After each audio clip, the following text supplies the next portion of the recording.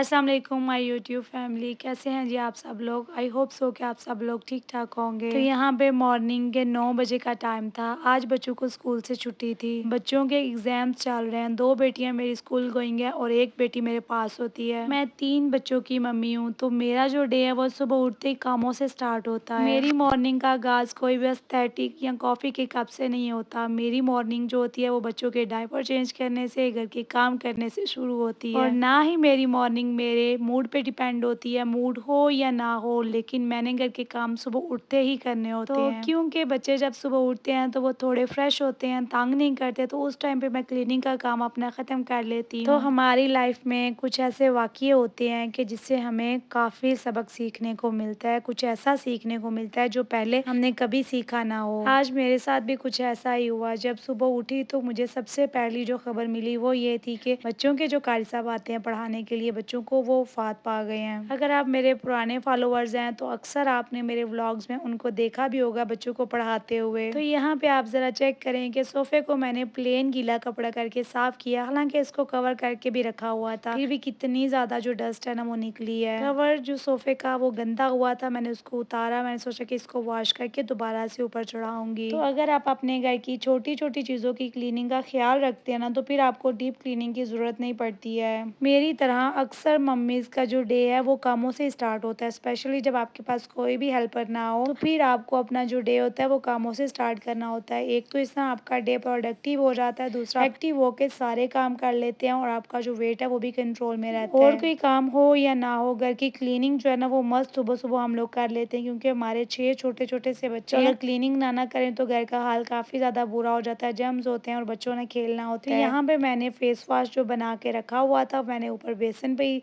Set करके उसको रखा हुआ है। बस इस तरह से जब मुझे टाइम ना हो, मैंने सिंपल अपना फेस वॉश करना हो, तो इस तरह मैं हाथ के ऊपर थोड़ा सा ले लेती हूँ पानी के साथ, इसको मिक्स करके तो अपने फेस पे 1-2 मिनट के लिए मसाज करके तो 2-4 मिनट के लिए ऐसे ही छोड़ देती हूँ। इससे फेस की क्लींजिंग बड़ी अच्छी हो जाती है और कलर फेयर रहता है, और जितनी भी ऊपर डेड स्किन होती है, डार्कनेस होती है, वो सब कुछ आहिस्ता आहिस्ता रिमूव हो जाता है। अगर आप भी अपनी एज से यंग दिखना चाहते हैं, अपनी एज से कम नज़र आना चाहते हैं, तो जैसे अभी मैं आपको बता रही हूँ स्किन केयर करने का तरीका, आप वैसे स्किन केयर करके अपनी स्किन को ब्राइट कर सकते हैं और अपनी एज से कम लग सकते हैं। तो मेरी बहुत सारी बहनों का, औरतों का, लड़कियों का एक ही कॉमन जो है ना बहाना होता है कि हमारे पास तो टाइम नहीं होता, बच्चे होते हैं, घर के काम करने होता है, तो स्किन केयर के लिए, हेयर केयर के लिए कहाँ से टाइम निकालें। टाइम निकलता नहीं, आपको खुद ही निकालना पड़ता है। इसी तरह मैं भी ऊपर नीचे करके अपनी स्किन केयर कर लेती हूँ। तो लाइफ जो होती है ना वो आपको इतना इतना सबक सिखा जाती है, कभी कभार इस तरह से लगता है कि कोई अपना ही दुनिया से चला गया हो। साहब बच्चों के जो पढ़ाने आते थे, स्टार्टिंग में मैंने आपके साथ शेयर किया कि वफात पा गए हैं, और वो आज ही वफात पाए थे, और दिल इतना ज़्यादा उदास था, इतना उदास था। वैसे वो आंखों के सामने आ रहे थे, चलते फिरते बच्चों को पढ़ाते हुए। ऐसा ही फील हो रहा था कि जैसा सब्र करना ना मुश्किल हो रहा हो। हालांकि उनके साथ हमारा कोई भी रिश्ता नहीं था, कभी कोई बोलचाल नहीं हुआ, लेकिन उनको देख के माशाल्लाह इतना नूर था ना उनके चेहरे पे।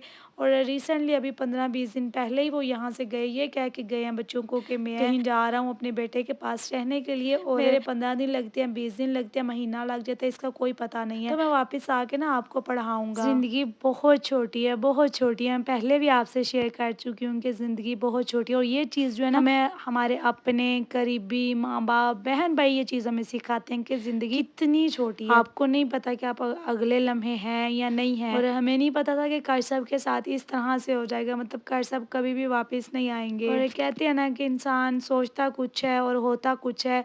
हम तो कश्यप का डेली इंतज़ार करते थे कि कश्यप आ जाएंगे, आ जाएंगे, और मतलब कश्यप अब कभी भी नहीं आएंगे। तो यहाँ पे आप भी मेरे साथ उनकी मग़फ़िरत की दुआ करें कि अल्लाह पाक उनको जन्नत में जगह अता फरमाए, अल्लाह पाक उनके कबीरा सगीरा गुनाह माफ़ करें, आमीन। आप भी लाजमी आमीन कह के कमेंट में आमीन लिख दीजिएगा। आपके एक आमीन से अगर किसी का कोई भला हो जाता है, किसी के गुनाह माफ़ हो जाते हैं, अल्लाह पाक अगर उनको माफ़ कर देते हैं, तो आपका कुछ भी नहीं जाना, लेकिन अगले बंदे की जो आखिरत है, अगली दुनिया, वो सवर जानी है। और मेरा मानना ये है कि अगर आप किसी के लिए दुआ करते हैं, अगर आप उसको नहीं भी जानते फिर भी आप उसके लिए दुआ करते हैं, अच्छे लफ्ज़ों में उसको याद करते हैं, तो कल को आपको भी इसी तरह कोई ना कोई कहीं ना कहीं बैठ के इसी तरह कोई याद करेगा, कोई आपके बारे में दुआ करेगा। वो कहते हैं ना कि अल्लाह ताला का कानून है कि हर इंसान जो भी करता है ना वो उसके आगे लाज़मी आता है, चाहे वो अच्छा काम करे चाहे वो बुरा काम करे। तो अगर आज आपके किसी के लिए दुआ करेंगे तो कल को आपके लिए भी कोई दुआ करेगा। हम इंसान ज़िंदगी में इतना मगन हो जाते हैं कि ज़िंदगी के रंगों में, ज़िंदगी में इतना ज़्यादा उलझ जाते हैं कि अपनी आखिरत को भूल जाते हैं, अपनी आखिरी दुनिया को भूल जाते हैं। ये ज़िंदगी एक सफ़र है जो ख़त्म हो जाना है और हमारी मंजिल जो है वो आखिरत है। लेकिन इस चीज़ को समझते समझते हम अपनी पूरी ज़िंदगी गुजार देते हैं। हमें ऐसा लगता है कि हम इस दुनिया में ही रहेंगे, हमने यहाँ से नहीं जाना, लेकिन ये बात हमें समझ नहीं आती कि हमारे अपने माँ बाप, बहन भाई, सारे रिश्तेदार छोड़ के चले जाते हैं हमें, तो हम कैसे इस दुनिया में रह सकते हैं। ये दुनिया एक दिन ख़त्म हो जानी है, ये दुनिया फ़ानी है। दुनिया में अपना दिल ना लगाएं, आखिरत में अपना दिल लगाएं। खुद को इतना मसरूफ़ करें कि ये दुनियादारी से निकल के अल्लाह की राह की तरफ आने की कोशिश करें। हम इंसान जो ज़िंदा होते हैं उनसे बात नहीं करते, और जो इस दुनिया से चले जाते हैं उनके लिए रोते हैं, सिसकते हैं कि एक दफ़ा वो वापस आ जाए, हम उससे बात कर लें, माफ़ी मांग लें, लेकिन वो इंसान कभी भी वापस नहीं आता। तो कोशिश किया करें कि अपनी लाइफ में लोगों को माफ़ करना सीखें। अगर आपके साथ किसी ने कुछ बुरा किया भी है तो उसको अल्लाह के ऊपर छोड़ के आप उसको माफ़ कर दें। इससे अगले का तो पता नहीं कुछ जाना है कि नहीं जाना, लेकिन आप जो है ना वो हल्के हो जाएंगे, आपका दिल हल्का हो जाएगा कि आपके दिल पे बोझ नहीं रहेगा। आपने अगले को माफ़ कर दिया, आपने अपना मामला अल्लाह ताला की बारगाह में भेज दिया। तो यहाँ पे अभी मैं कपड़े प्रेस कर रही थी, इतनी सख्त बाहर गर्मी थी, इतना तेज़ सूरज निकला हुआ था। बच्चों को ना, सारे बच्चों को अंदर टीवी लगा के तो एसी लगा के बैठा दिया था कि दोपहर के टाइम वो लोग बाहर ना निकले, आराम से अंदर टीवी देख लें, क्योंकि बाहर इतनी ज़्यादा गर्मी थी, ऐसे लग रहा था जैसे दिल घबराने वाली गर्मी हो। अल्लाह पाक अपना रहम करें छोटों पे, बड़ों पे, बच्चों पे। इतनी सख्त गर्मी है आजकल। आज आपी की तबीयत ख़राब थी, उसको बुखार चढ़ा हुआ था, तो आज खाना भी मैंने ही बनाना था और क्लीनिंग भी मैंने ही करनी थी। उसको मैंने मेडिसिन खिला दी, वो लेटी हुई थी तो मैं करके बाकी सारे काम कर रही थी, और बच्चों को ना सबको मैंने अंदर टीवी लगा के बैठा दिया ताकि वो मुझे तंग ना करें। तो यहाँ पे आपको बर्तन देख के लग रहा होगा कि शायद बाजियों ने पूरे महीने के बर्तन जमा किए हुए हैं, तो ऐसी कोई भी बात नहीं है। डेली इतने ही बर्तन वॉश होते हैं और इतने ही बर्तन समेटने वाले होते हैं। माशाल्लाह से जब फैमिली बड़ी होती है तो फिर आपके काम भी उसी हिसाब से होते हैं। अभी नाश्ता किए हुए 3-4 घंटे गुजर चुके थे, तो मैंने सोचा कि दोबारा से उसको चाय बना के देती हूँ ताकि उसकी तबीयत जो है ना वो संभलने की तरफ आए, और साथ मैंने खुद भी अपने लिए चाय बना ली। तो जो चाय लवर हैं वो इस चीज़ को समझ सकते हैं कि जितनी मर्जी गर्मी की शिद्दत हो जाए, चाय और गर्मी जो है ना वो हम दोनों एक साथ बर्दाश्त कर सकते हैं, लेकिन चाय को नहीं छोड़ सकते। चाय के अंदर मैंने 1 टैबलेट स्टीविया की ऐड की थी जिसमें 0 कैलोरीज थी। तो अभी आपके साथ अपना फैट कटर कहवा शेयर करती हूँ, जो जब भी मैं डाइट करती हूँ तो इस कहवे को मैं लाजमी यूज़ करती हूँ। 1 टेबल स्पून ज़ीरा ले लिया था और 1 से 2 टुकड़े मैंने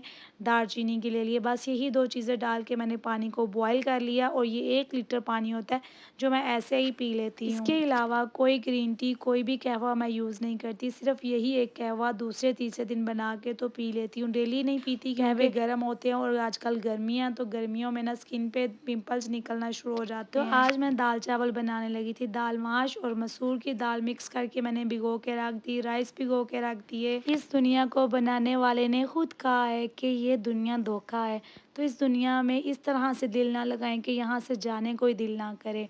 अपनी आखिरत को हमेशा अपनी नज़रों के सामने रखा करें, और जब भी हमारे आसपास कोई भी फोत होता है तो उसका एक ही पैगाम हमें मिलता है कि कल को हमने भी इसी तरह से इस दुनिया को छोड़ के चले जाना है। कुछ भी हो जाए, सर्दी हो, गर्मी हो, छुट्टी का दिन हो, कुछ भी हो जाए, काम तो करने होते हैं। और मेरा मानना यह है कि जैसे आपकी मॉर्निंग स्टार्ट होती है वैसे ही आपका पूरा डे स्टार्ट होता है।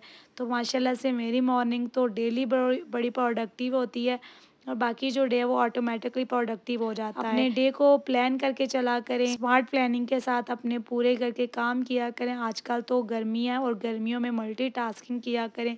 जैसे अगर आप किचन में खाना बनाने के लिए आए हैं तो राइस भी साथ ही बनने के लिए रख दें, खाना भी बनने के लिए रख दें, साथ साथ किचन को भी समेटना स्टार्ट कर दें। अभी मैंने खाना बनने के लिए रखा, बर्तन मैंने एक जगह पे जमा कर दिए थे कि बाद में इनको वॉश कर लेती हूँ। और साथ ही मेरे हस्बैंड ने आवाज़ लगाई कि मुझे चाय बना के दे जाओ, तो उनको मैंने चाय बना के दे दी।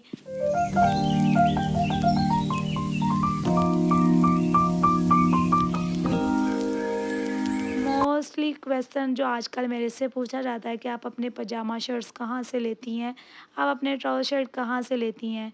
मैं अपने ये जो कपड़े होते हैं ना, ये लोकल मार्केट से लेती हूँ, क्योंकि ब्रांड्स के ऊपर इस तरह के कपड़े काफ़ी ज़्यादा महंगे होते हैं। हाँ, अगर मुझे कोई अफोर्डेबल सी प्राइस में कोई चीज़ मिल जाती है, चाहे वो ट्राउज़र हो या शर्ट हो, तो मैं बाय कर लेती हूँ। अगर ज़्यादा महंगे हों तो भी मैं बाय नहीं करती है।